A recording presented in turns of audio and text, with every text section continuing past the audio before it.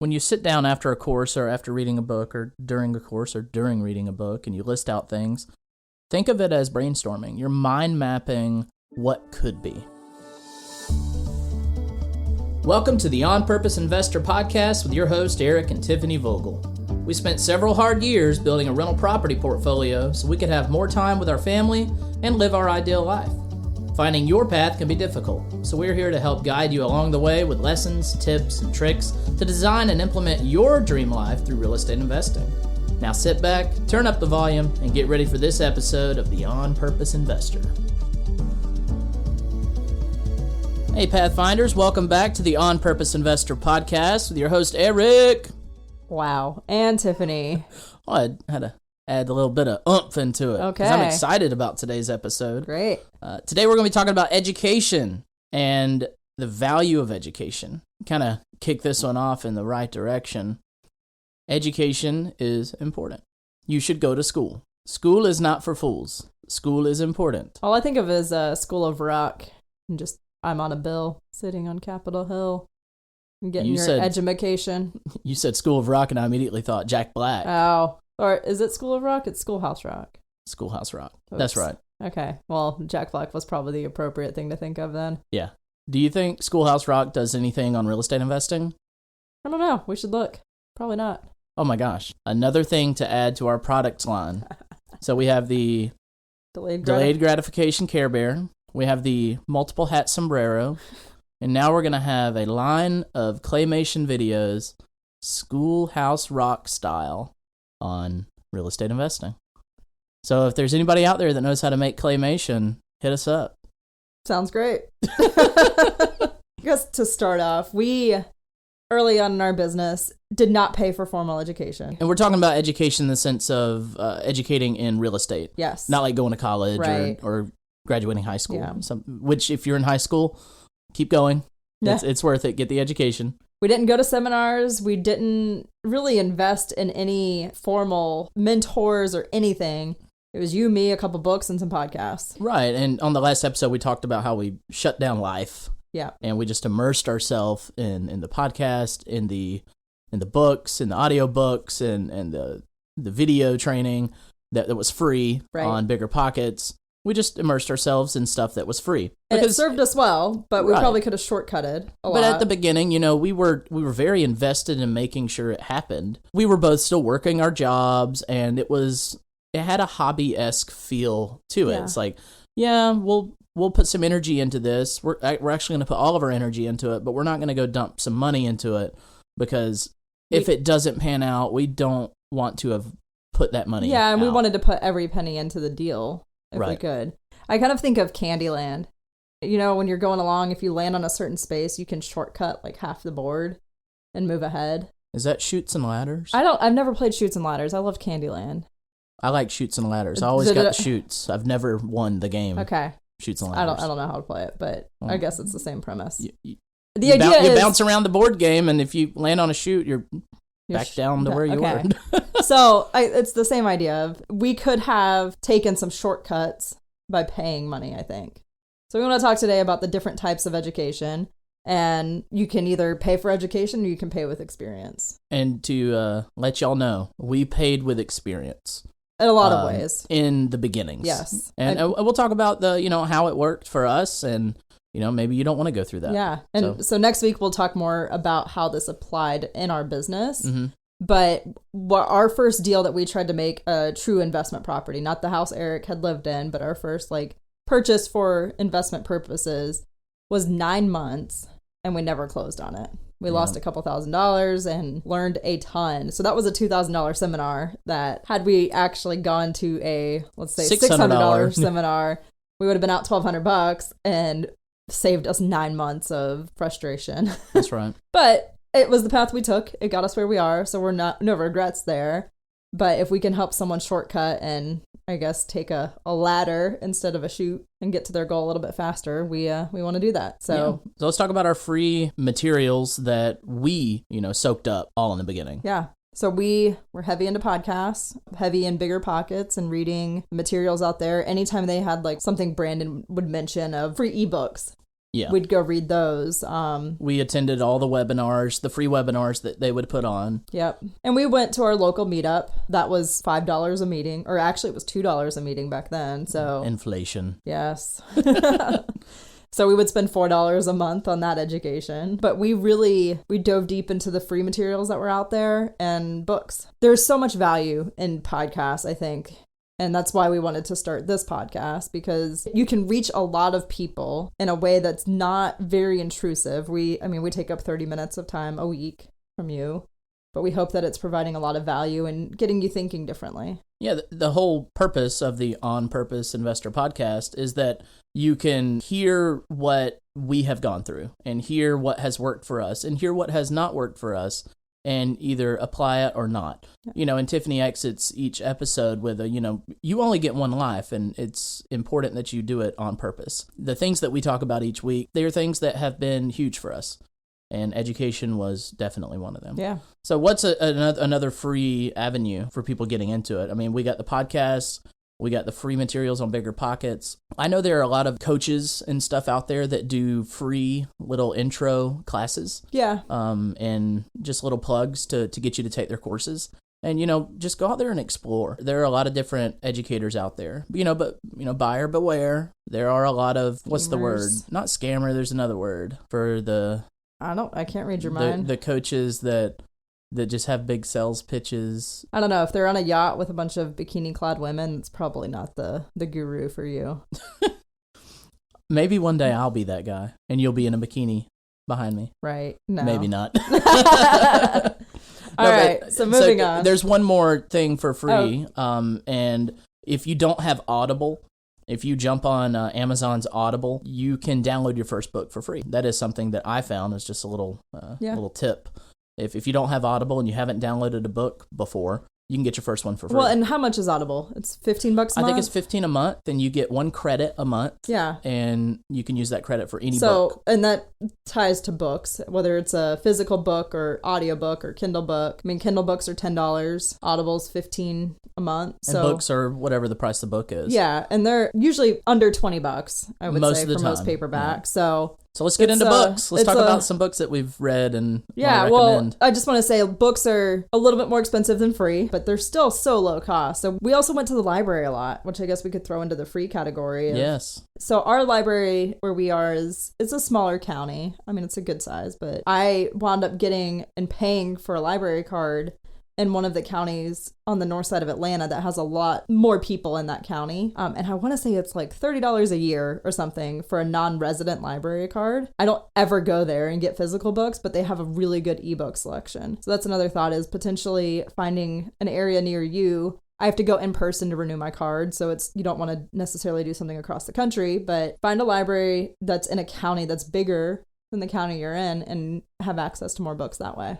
Yeah, so it's kind of like a Netflix subscription. Yeah, a lot cheaper, and you get access. Your life. Yeah, and you get access to life-changing material. We're big advocates on books, and that's part of why we're writing a book, because we think it can again have huge impact on people for a low entry cost. Some of the books that really had a huge impact on our business, we talked about Eric not managing his property well and not collecting rent checks, and I got onto Bigger Pockets and found Brandon Turner and read his book with Heather on the book on managing rental properties, and that gave us a system to run our business off of. Well, Tiffany had that book in her hand every single night and the computer beside her and was just taking notes on, this is how we're going to set up this property that you have. Here's how we're going to set up the lease. Here's how we're going to scan our new tenants and determine who's going to rent it. Right. Here's how we're going to determine our security deposit and all this other stuff. I mean, that book is just slap full of information on how to manage a rental property. He goes so deep to say you should have a file cabinet to hold paperwork, and here's how I did it. So he has a folder for each property and 6 subfolders. And I took exactly what he said in the book and replicated it. Now, I don't use every folder. I still have that system in place, but it took so much of the mental energy away from trying to figure out, well, what folders do I need to keep this organized? just followed what he said. We're big on when we get advice, we follow it to a T, because if someone has experienced this, we want to piggyback on that experience and apply it in our business, and we tweak it as we go. But if someone's giving us advice, we just follow it. And that's pretty much what we did with that book. And we'll talk about seminars in a little bit. We went to a seminar that shifted our business more, but this was the foundation that got us started and got us really starting to shift from that hobby mode into more of a business. So obviously, and I've mentioned it on almost every podcast, Rhinoceros Success was a huge mindset shifting book for me. But the book that kind of got me into the nitty gritty nuts and bolts of how does rental property investing work? What does it look like? What are the different strategies? And that was a book by Mark Ferguson that I read, and it's called Build a Rental Property Empire. Yeah, the book's a little gimmicky at times where, Mark, he had this really big vision to own a Lamborghini. And he talks a lot about owning this Lamborghini, and toward the end of the book, he reveals that he had built his rental property portfolio big enough that he could go buy it and it not impact his personal finances, and he let his business pay for his toy. And that was a huge shift for me because I want a race car one day, and it kind of put it in terms for me that, we can build this rental property empire and it can support the hobby that I want to have one day. It was just very impactful to read that. Yeah, I wouldn't say it's gimmicky. I would say a better way to approach it is most people's why is travel, family, time freedom. His was, I want this flashy sports car. Right. And that's okay. And he's a car collector. And he, if you don't follow him on Facebook or Instagram, you should go follow him because he posts a lot about his cars. And he upgraded his 4-car garage to an 8-car garage by putting lifts in it. So now he has 4 exotic cars on the bottom and 4 on top. He kind of at times can look like the guru on a boat with the bikini-clad women. Yeah. But it's just his why is luxury car focused. Guru. That was the word I was looking for. I said guru earlier and you didn't. Anyways. I missed it. Working with your spouse is fun. It is. Another book that really had a huge impact on me, and this was the first book I read, it was Building Wealth One House at a Time by John Schaub. We have actually taken a seminar by him fairly recently and I've learned a lot. But this book, it really broke it down into you can build slowly and generate lifetime generational wealth without going, I guess, as hardcore as we did. And it broke it down in a very simple way. He talks a lot about the different cycles in the market, and that really resonated with me. Of neighborhoods go through cycles where they're very owner occupied heavy, and then they become tenant occupied, and then it cycles back around. So it was a really good read for me starting out. I highly recommend it to anyone that's looking to get involved. Right. One that I read by Chip Gaines is called Capital Gains. And that book, it's silly. And it's narrated by Chip Gaines because I listened to it on Audible.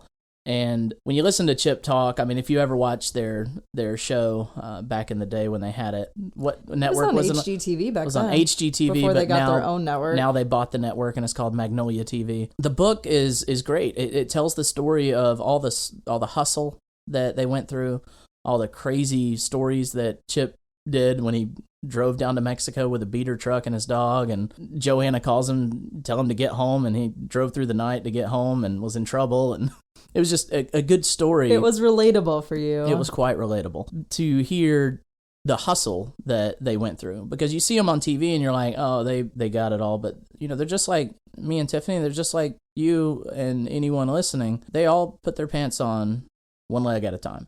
They all are just people. And no matter who you follow, no matter who you listen to or read from, we're all people. And we all get our start. Some people start on first base and have a little bit of advantage. Some people start on third base and, they just have to walk home. But people like me, I started out in the parking lot, trying to get my used equipment out of the trunk of the car, barely getting to the dugout. And everyone starts somewhere. And the story of Chip and Joanna, They had very humble beginnings, and that book was great to put it in sight of, even people that look big and flashy and seem to have it all, they started somewhere. Yeah. And they worked hard. They worked very hard. Yeah. And that book just put it in perspective that I may not have much right now, but if I hustle like Chip and Joanna hustled, if I can put in that mentality, I can do it too. It's almost like if this jackaloon can do it, I can do it. Because he is very relatable. He is very relatable. And the final one that we wanted to talk about is Your Money or Your Life by Vicki Robbins. That book it really helps you get your personal finances in line and to start thinking about your value and what's worthwhile for you, and helps you calculate what's your hourly rate, and then helps you decide, if I'm going to buy this guitar, because I'm looking at Eric's super fancy, nice guitar, that's going to cost me a certain number of hours of work. And is it worth, me working for a week to be able to buy this cool guitar? It just frames up, is it worth it for you to make that purchase? Yeah. And really transformed our mind of, we wanted to have the passive income, so we weren't investing our time to afford the things that we wanted out of life. Yeah, it's easy to go down a rabbit hole of, I'm working my 40 hours, I got a paycheck, I'm going to spend it because I earned it. It shifts your thinking into, I worked 40 hours for this amount of dollars, and it's going to have the buying power to do this. Is what it's buying really worth the time I spent to earn that dollar? Yeah. And it really shifted my mindset on the value of a dollar. Yeah. Because, like we said in the last episode, I didn't get that financial training as a child. I didn't come up in a home that taught me the value of a dollar. So that book can really transform you if you have a lot of financial literacy or none. It really spans the scope of any intellectual level on finances. And I will say that book has homework attached to it, where you have to really put some time into it. Yeah, she encourages you to track all of your expenses. You get out of it what you put into it. All of investing and changing your mindset. If you're really serious about doing it, follow the steps in these books. And we included in this list some books that don't have homework, that are, the capital gains book is just a good, fun read. Mm-hmm. Those are important too. But if you're going to read something and it has key action takeaways, do them. They're in there for a reason, because it had an impact on the author or their community. And we recommend you really putting in the work instead of just reading it and then putting it on the shelf. You have to actually apply what you've learned. Now, you can't get something from nothing. I've always heard it put, everything that you want out of life or anything that you want out of something is like a wallet. You can't pull money out of a wallet that you didn't put in there. Yeah. If you want to put in the work, you're going to be able to pull out, right, the reward later. Yeah. Well, and I think the same goes for seminars. Mm-hmm. Every time we do a course, at the end of that course, whether it's the next day or that night, I always try to sit down and just write down my key takeaways and how I'm going to apply them in life. Because I feel like if I don't, then that time I spent, it goes to waste. Like we talk about at the end of the episodes, like you really want to make the time you spend on all these activities impactful and implementing them in your life. When you sit down after a course or after reading a book or during a course or during reading a book and you list out things, think of it as brainstorming. You're mind mapping what could be. Yeah. Just because you write it down doesn't mean you have to do it. But it's a great way to just, travel through your brain and say, let's take into consideration Gary Johnston's financial freedom principles. He's like, dream big, here's the list of things that you want, and you're listing them out. And it doesn't necessarily mean you're going to have to work to go get those items, because those items may change. You're just big picture dreaming of the things. Right. And just because you write something down doesn't mean you have to do it, but it is the first step to achieving it. Right. And I would even challenge you and recommend, as you're taking in any of this education content, have a sheet of paper or a notebook where you just write tidbits of takeaways, and once a week try to apply one of them. Yeah. And I think Gary does that in his course book. He does. I'm going to his class coming up at the end of May, so I'm really looking forward to going through that again, because it's been a while. But he pushes you to make those key takeaways as you go through the course. Mm-hmm. And that's one thing I've really taken from him. So when I'm reading a book or going through a course, I make notes of, this is something to follow up on later. And sometimes it's just refer back to page 52 of the pamphlet. Mm-hmm. So that way at the end I have all my notes ready, and then I can work through those key takeaways. So I guess all of that to say just some ways to make the education more impactful that's worked for us. Right. So let's jump into our next topic of seminars. Yeah. We've already kind of breezed over a little bit. What's a conference and what is a seminar? What's the difference between the two? Yeah. To me, it's a conference is a group of educators that come together for a week or a weekend or however long it is, and you get a taste of that educator. And on the other hand, a seminar is usually a 2 or 3 day event where that one person is standing up and speaking the entire time. So I kind of view the conference as like the teaser to get you engaged, and you can hear a lot of people, but I guess you're going wide, and the seminars you're going deep. So is it worth it to go to conferences? I think especially starting out, yes. We all have areas that we have really strong skill sets, and we have areas we need to improve. And I would recommend focusing on those improvement areas. So for us early on, we felt comfortable with our property management system. So we focused on doing courses in areas that didn't include that initially. Mm-hmm. And we did later go to a different seminar. But the point was we chose the areas that we needed to focus on and invested in those seminars first. Right. There are some conferences that we have attended that I can say was very impactful. The biggest conference we went to was one that Bill Cook put together, and it was the Captains of the Deal. But it was a cruise, right? And that conference was on a boat, and it was great, and we got to hear people like Dykes Boddiford, Peter Fortunato, Bill Cook, and company talk, and Vina Jones-Cox talk about what they do. And that was the first conference or seminar or anything we ever went to. And it was huge. But unfortunately, Bill is not hosting that conference anymore, but it is transformed into a new conference. And that is hosted by our friends Jeff and Derek out of Wisconsin. They host the Generations of Wealth Conference. Yeah, so it was intended to be a cruise also. Uh-huh. COVID changed the rules on that a little bit. Oh, so gotcha. It's land-based now. Mm-hmm. This past year it was in Orlando, is that right? That's right. At the Jimmy Buffett Margaritaville Resort. Yes. And that was I believe it was 5 days. So that's a good opportunity to hear a lot of people talk, and really you get different perspectives. Mm-hmm. And I mean, my head exploded after that cruise, not literally, but I still have my head. But it was, I guess, just a great way to learn. And we did not get to attend BPCon this past year, and we will not be attending this upcoming year because we are expecting a baby to come any day of that conference. So we won't be able to attend. But so to our listeners, this is our big announcement. We're expecting baby number 2 in October. Yes. So woohoo, celebration. Yeah. So we gave our child an eviction notice yesterday. Yes. So he's being evicted of his only child status. And his crib. But I am going to be at the Invest Her conference for Bigger Pockets, so I'm looking forward to spending time there. So I guess conferences give you an opportunity to engage with a lot of people and hear a lot of speakers, but seminars give you the ability to go really deep on a topic and really understand that teacher's mindset and really change your business. So some seminars that we've attended, Gary Johnston and Clyde Wilson's Financial Freedom Principles and Next Steps. What are those about? Yeah, the Financial Freedom Principles is really kind of similar to Your Money or Your Life. It helps you change the way you view money and your mindset around it. There's a great section on taxes, the cash flow quadrant, if you're familiar with Rich Dad.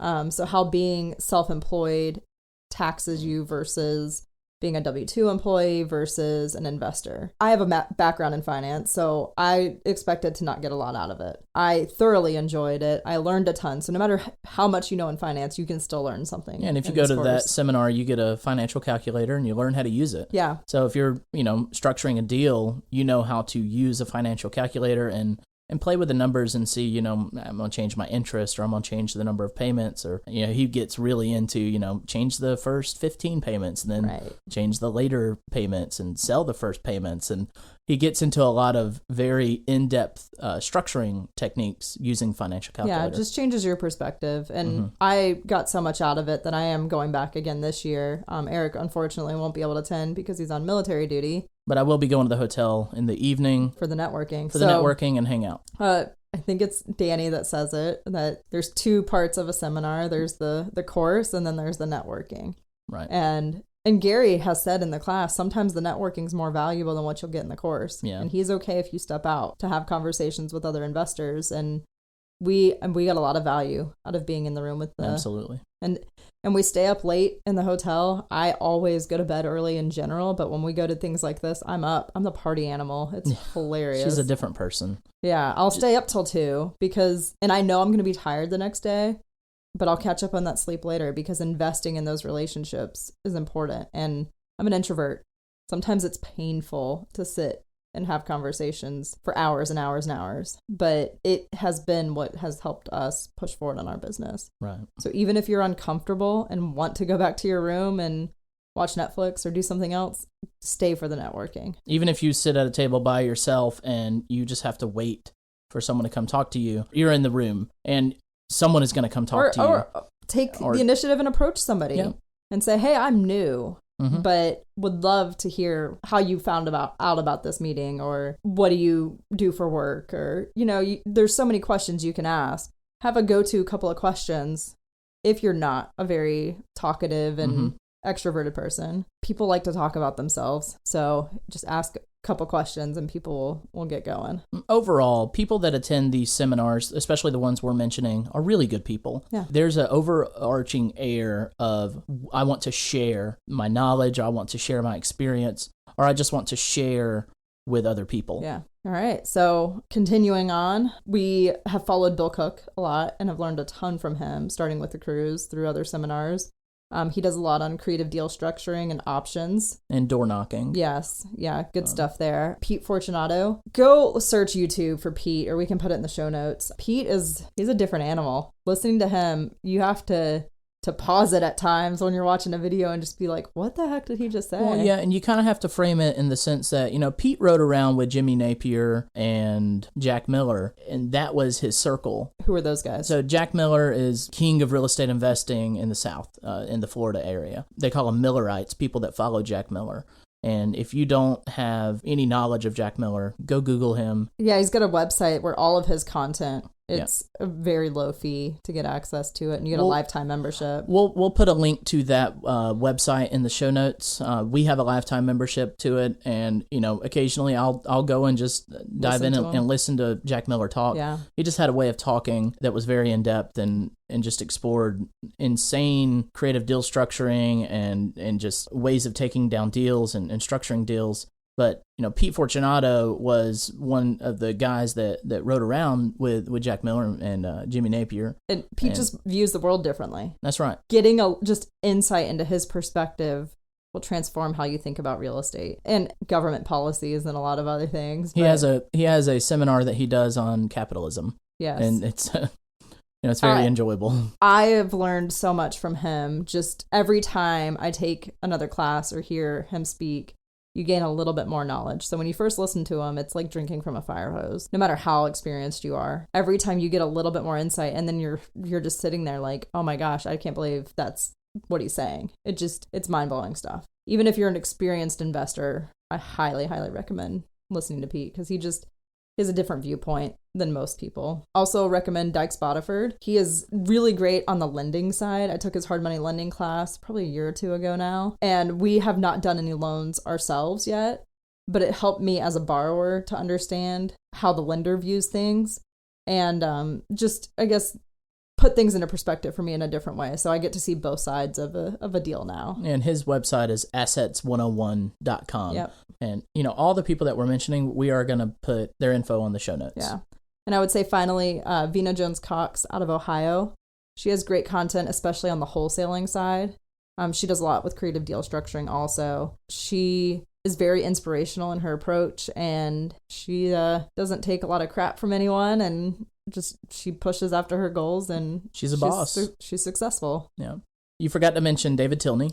Oh, I did. Who is landlording. Yes, right. And property management. Mm-hmm. He has a great class on hassle-free property management. We took that probably, again, a year or two ago. Right. It was during COVID, and it was on Zoom, which that's one of the great things. A lot of these classes are now offered on Zoom. That course really changed how we managed our business and allowed us to do a lot more hands-off management. So highly recommend that course. And he also, with that course, does a section on master leasing. Mm-hmm. And that can be a great tactic if you're new and don't have a lot of capital to get some experience and get some cash flow from properties without having to put up a huge down payment. Right. So let's shift gears out of seminars and go into masterminds. Yeah. So masterminds are very in-depth. Yeah, they're definitely the highest cost approach, but I think you get the highest value from it. I think so too. I mean, you're completely immersing yourself into a small, usually not more than 10 people, very like-minded individuals that all have different backgrounds. Right, like-minded but different. Like you're shooting after similar goals. Right. So you're being pushed and encouraged by people that are chasing the same things as you. I was talking with someone the other night at our meetup about how at times it can almost feel like you're a refugee in your normal day-to-day life. And my point in that is there are times when, as an investor, you have changed a lot of your mindset and your approach, and people around you just don't understand. And I know you and I kind of felt like we were alone at times with our investing because our families didn't understand, our friends didn't understand. And going to these seminars, it was like you're with your people in a way.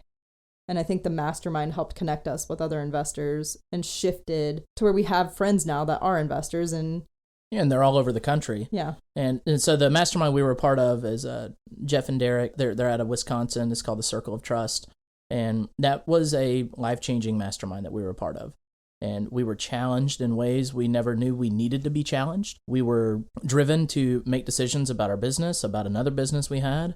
And, ultimately it shifted our life in the right direction. Yeah. And unfortunately we couldn't remain in that mastermind because, we started having babies and, going to a mastermind, you got to be able to be all in. And when they were doing those retreats, our son was really young. So they did the retreat in January, and our son was born at the end of December. So he was like weeks old. So it just was not feasible. Right. And I did not want to spend time away from our son. Mm-hmm. I chose and busted my butt to build this life so we could be with our kids. Right. And when they're especially under a year, I don't want to travel. I did the travel thing with my W-2. We talked about that last week. Mm-hmm. So I really wanted to be present and with our children. So we have actually decided to launch our own masterminds. I guess, do you want to talk about yours? Yeah. So my mastermind is called the Pathfinders Mastermind.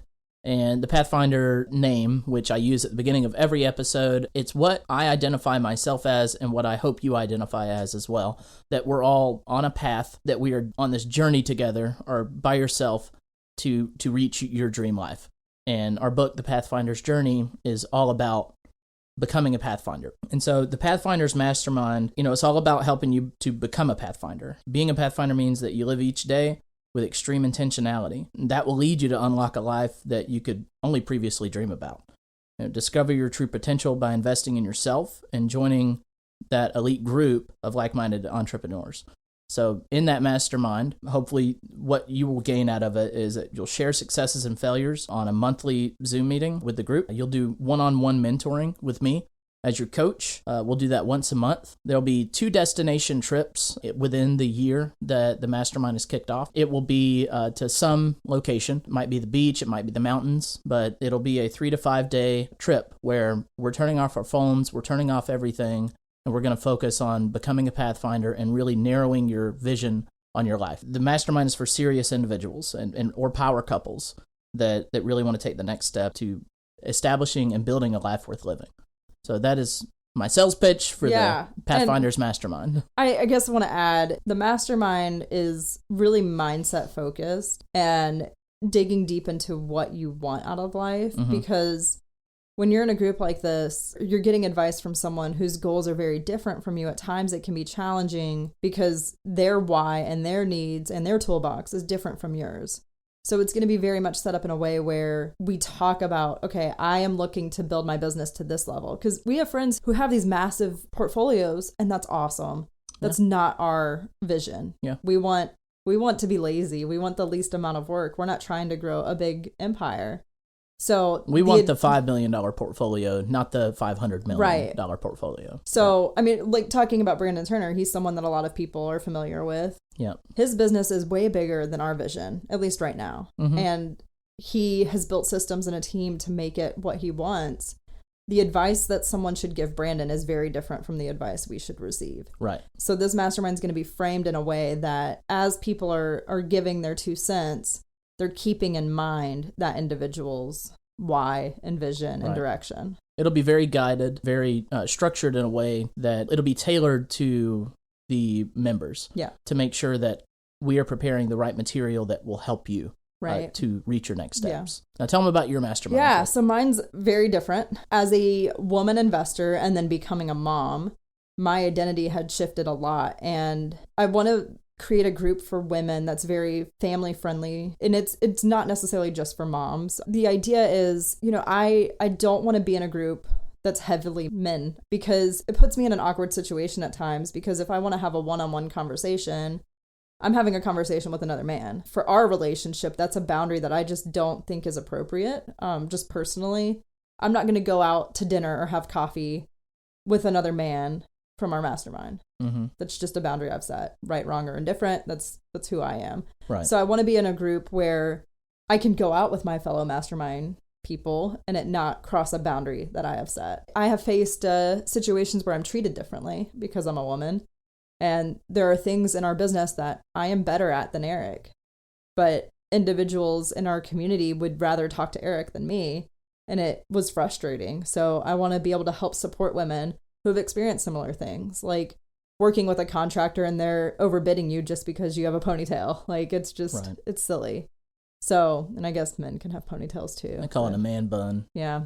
Anyways, my group, I want to host our retreats at family-friendly locations. We have a Great Wolf Lodge about 45 minutes from us, so that's probably going to be my first location. So we'll all stay in the hotel. We'll meet for half the day or 3/4 of the day and let our spouses or friends hang out with the kids in the water park and have a great time. So it'll be a kind of a mini vacation for your kids that you can write off as a business expense. So little perk there.